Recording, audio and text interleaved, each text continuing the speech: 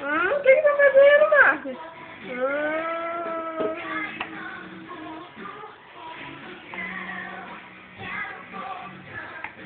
Tá, agora posso começar.